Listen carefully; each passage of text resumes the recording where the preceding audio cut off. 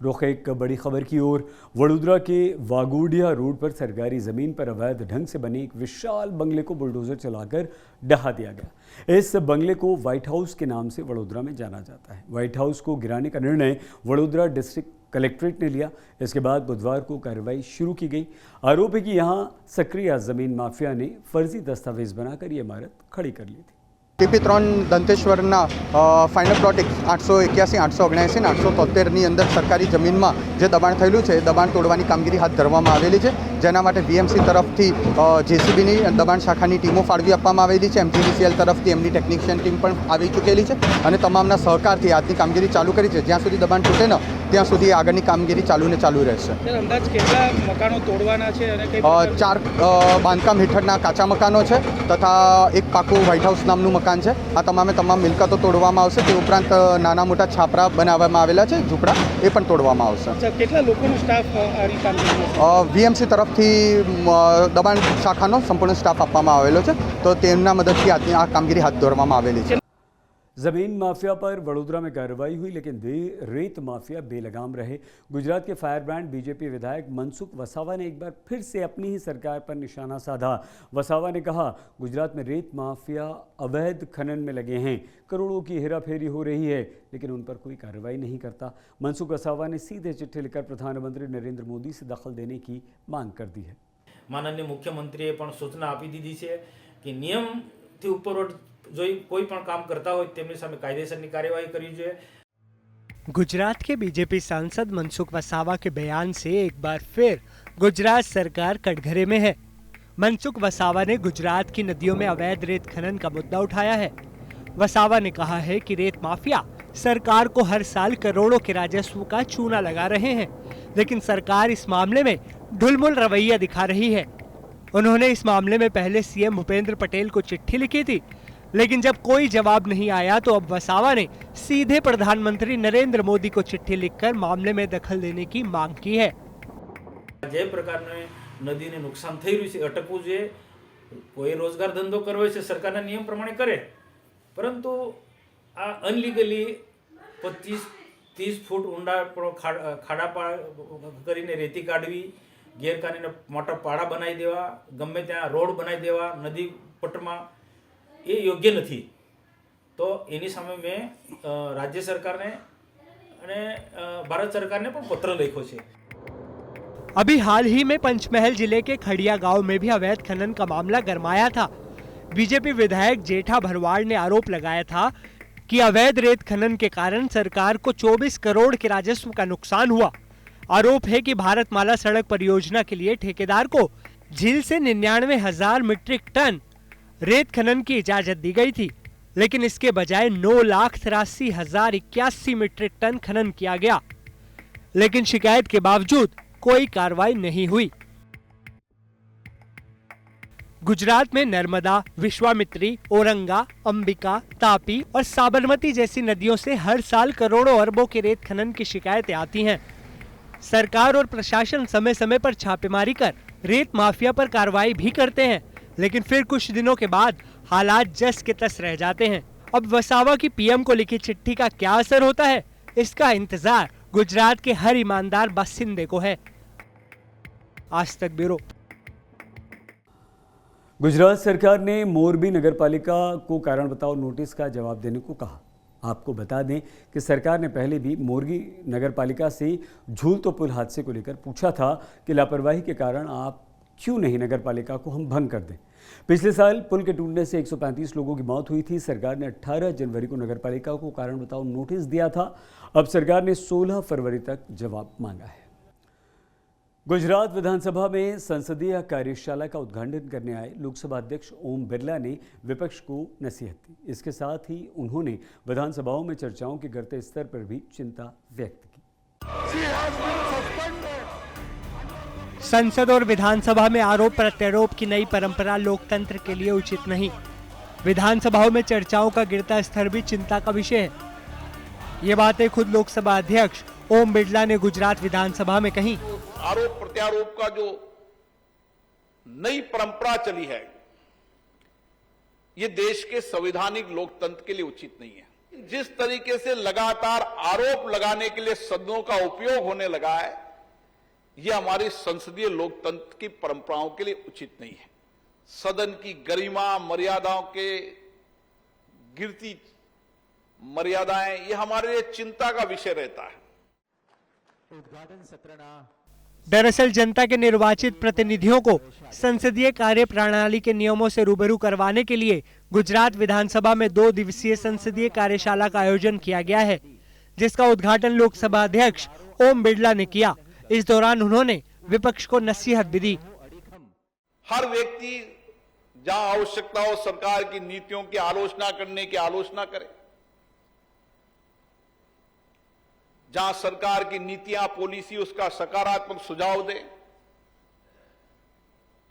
लोकतंत्र के अंदर आलोचना शुद्धि यज्ञ है, तो जहां आवश्यक हो रचनात्मक सुझाव दें,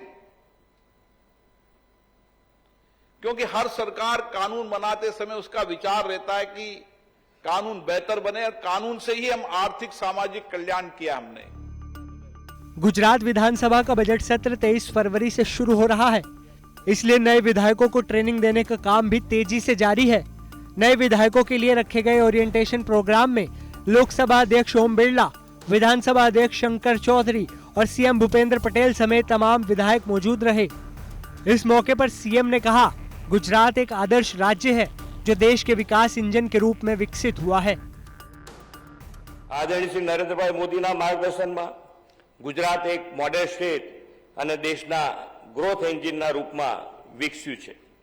ગુજરાતના વિકાસની વાત જ્યારે પણ થાય છે ત્યારે ગુજરાતની આ વિધાનસભા અહીં બનેલા કાયદા કાનૂન અને સુશાસનને બળ આપનાર નિર્ણયોની ચર્ચા જરૂરથી થાય છે। આજે ભારતીય સંસદીય કાર્યપ્રણાલીમાં જે બદલાવો અને કાર્યદક્ષતા આપણે જોઈએ છે તે આદરણીય શ્રી નરેન્દ્રભાઈના નેતૃત્વમાં આ ગૃહે વર્ષો પહેલા केड़वी छे। इस शिविर में विधायकों को 10 अलग अलग मुद्दों पर ट्रेनिंग दी जा रही है और इसका समापन 16 फरवरी को राज्यपाल आचार्य देवव्रत करने वाले हैं। कोशिश यही है कि लोकसभा और राज्यसभा की तरह गुजरात विधानसभा के बजट सत्र को हंगामे की भेंट न चढ़ने दिया जाए। गांधीनगर से गोपी घांगर के साथ आज तक ब्यूरो। कलयुग में ये कहते हैं कि बाप बड़ा ना भैया, सबसे बड़ा रुपया। लेकिन अगर कोई परिवार अपनी मर्जी से अपनी करोड़ों की संपत्ति दान कर दे तो जानकर हैरानी होती है। गुजरात के भुज में ऐसा ही हुआ। एक व्यापारी परिवार ने अपनी सारी संपत्ति दान करी। सन्यासी जीवन सभी ने अपना लिया। मोह माया में जकड़ा एक आम इंसान अपनी छोटी से छोटी वस्तु को भी सीने से लगा कर रखता है, लेकिन यहाँ तो उल्टा हो रहा है। यहाँ जीवन भर की अर्जित मेहनत की कमाई लुटाई जा रही है। समारोह में आए लोग पंक्तियों में आगे आ रहे हैं और एक परिवार अपनी धन दौलत, सोना, हीरा, चांदी सब कुछ दूसरों को सुपुर्द करता नजर आ रहा है।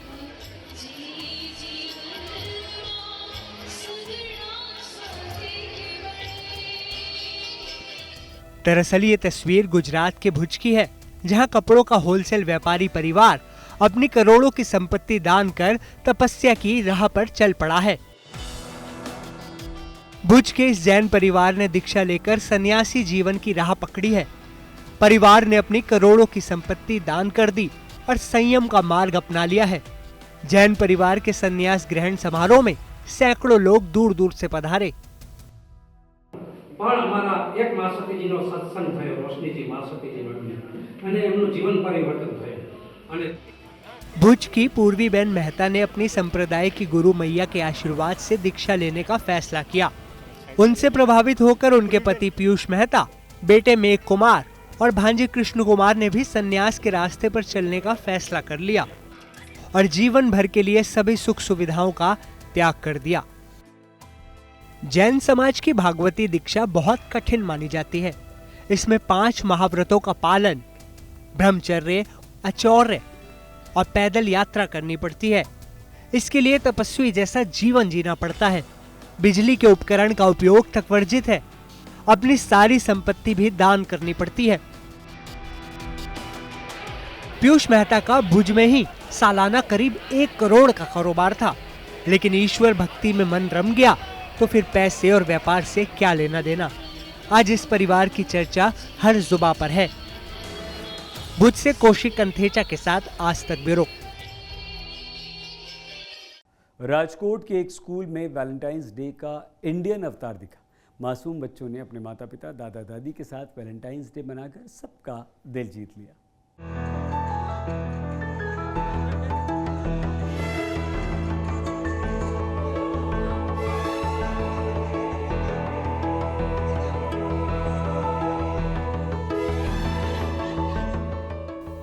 वैलेंटाइन डे के मौके पर जब पूरी दुनिया इजहार मोहब्बत में मशगूल थी, उसी दौरान गुजरात के राजकोट में एक नज़ीर पेश की गई। स्कूल में नन्हे मुन्ने बच्चों ने वैलेंटाइन डे पर अपने प्यार का इजहार किया, अपने पेरेंट्स और ग्रैंड पेरेंट्स के साथ। This is a day which is to be remembered throughout the year, और इसी बहाने हम अपना कल्चर जो है, मम्मी पापा को पैर छूने का, उनका आशीर्वाद लेने का, वो सब अभी बहुत ही कम हो रहा है।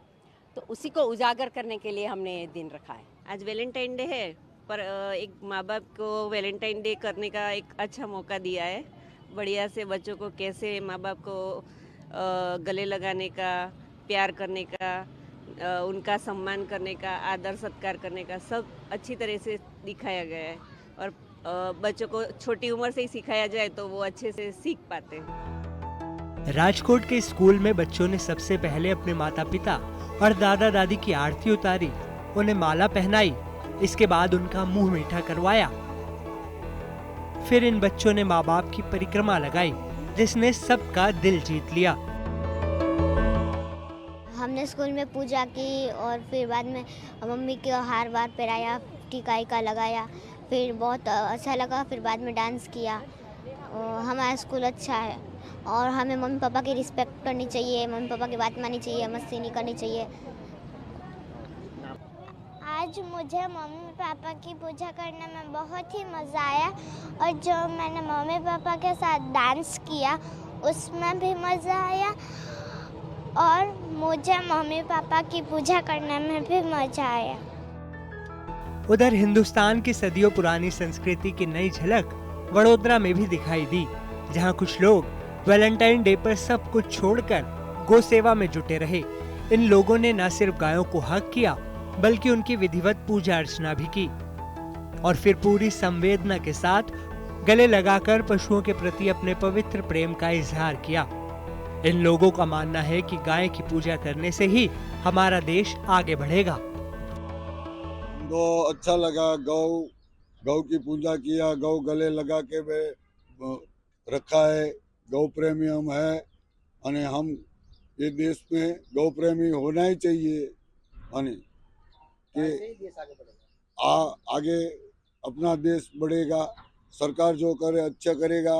जो सरकार ने निर्णय लिया है गाय हक का, तो उसके हम आभारी हैं, और गायों का हम गले लगा के उसकी पूजा करके, और ऐसे ही हम काऊ डे मनाते हैं। और जो विरोध करते हैं वो तो करते ही रहेंगे। जैसे पश्चिमी संस्कृति से देश हमारा बर्बाद होगा, नहीं कि आबाद। और ये सनातन संस्कृति में गाय पहले से सब राजा मुनि सब चलाते आए हैं, और ये चलाते रहेंगे। गाय माता को ही तुम आगे बढ़ाओगे तभी देश आगे बढ़ेगा। आशिकी और दीवानगी के जुनून से बेपरवाह इन एनिमल लवर्स की खूब तारीफ हो रही है। उधर राजकोट में नन्हे मुन्ने मासूमों का स्पेशल वैलेंटाइन लोगों का दिल जीत रहा है। पश्चिमी सभ्यता पर चढ़ा भारतीय संस्कृति का ये रंग अब चर्चा का विषय बन गया है। राजकोट से तेजस सिंघानिया और वडोदरा से दिग्विजय पाठक के साथ आज तक ब्यूरो।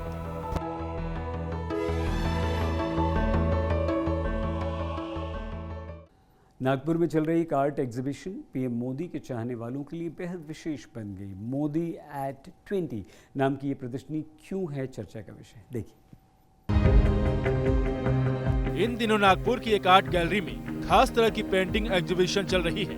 इस एग्जीबिशन में प्रधानमंत्री नरेंद्र मोदी के जीवन और दर्शन से जुड़ी पेंटिंग्स को प्रदर्शित किया गया है।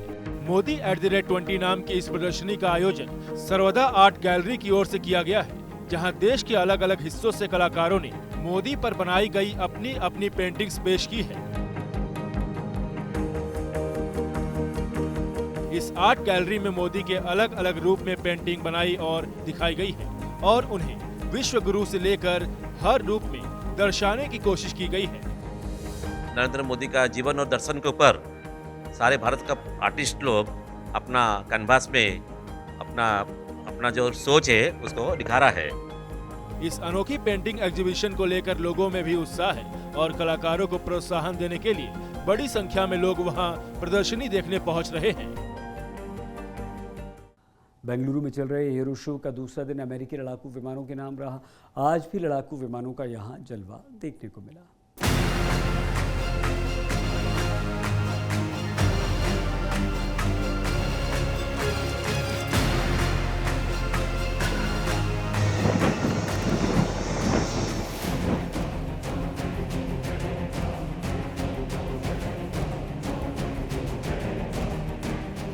हिंदुस्तान की जमीन पर हो रहे एरो इंडिया शो के पहले दिन जहां हिंदुस्तान के वायुवीरों का दम देखने को मिला, तो वहीं दूसरे दिन अमेरिका के 5th generation fighter jet F-35A lighting 2 ने जमीन को चूमा तो इतिहास बन गया।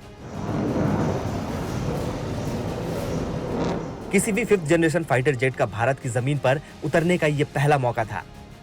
यलहंका एयरबेस पर इसकी उड़ान पर यहां मौजूद लोगों की नजर रही।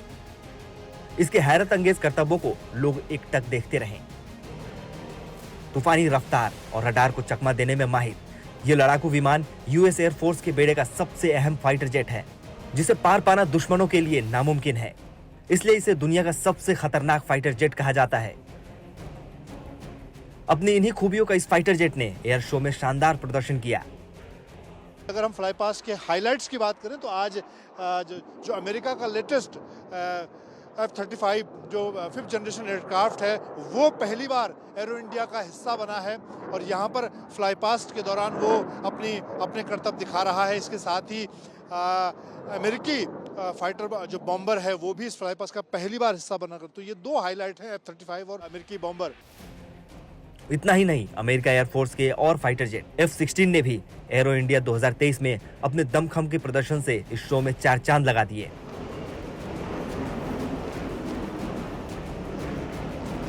पांच दिन चलने वाले इस एयर शो में पहले 3 दिन बिजनेस डे है। अगले 2 दिन इसे पब्लिक के लिए खोला जाएगा, जिसके लिए ऑनलाइन टिकटों की बिक्री की जा रही है। इस आयोजन में भारतीय सेना के बदलते चेहरे और उसकी बढ़ती ताकत से रूबरू होने का मौका मिलेगा।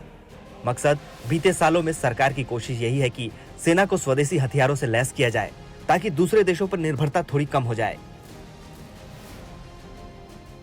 ये 17 तारीख तक इसी तरह चलता रहेगा और 15 और 16 तारीख को एरो इंडिया 2023 यानी कि एरो इंडिया के इस साल के शो को जनता के लिए, आम जनता के लिए भी खोल दिया जाएगा, ताकि जो भी व्यक्ति इस एरो शो यानी कि फ्लाई पास या फिर एरो शो का लुत्फ उठाना चाहे वो उठा सकते हैं। कैमरा पर्सन प्रदीप गुप्ता के साथ मैं अक्षय डोंगरे,